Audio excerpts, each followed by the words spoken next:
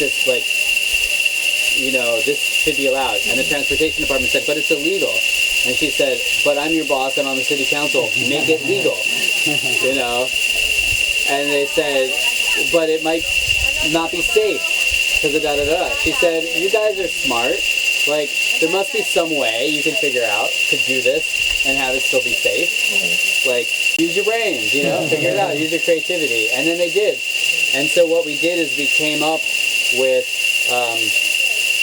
there's like, we add crushed walnut shells to the paint so bicyclists don't slip on the paint. On the corner intersections, we don't build cob things that are too high on the corners so people can see around the curves. Like, if there's a will, the design stuff is pretty easy.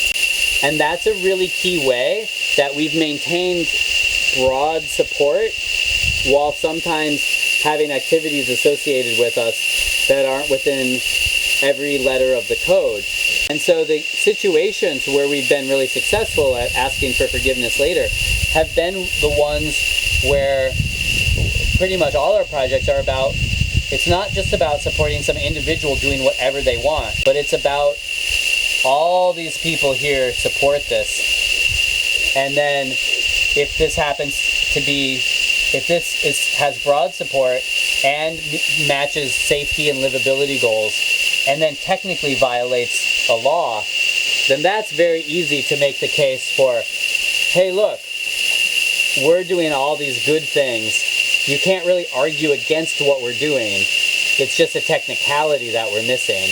We're doing this, and we're taking it over to, like, make honey and make nice murals and make gardens and have the old grandmother who's isolated next door because her grandparents and her grandkids and her kids have moved away, and we're inviting the old lady out to teach us how to preserve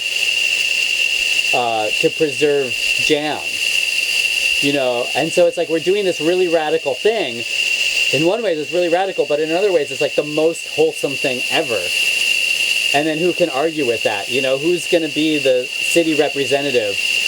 Who's going to be like, no, you cannot reach out and be nice to the old lady, the old grandmother next door, and learn how to make jam from her with your local berries.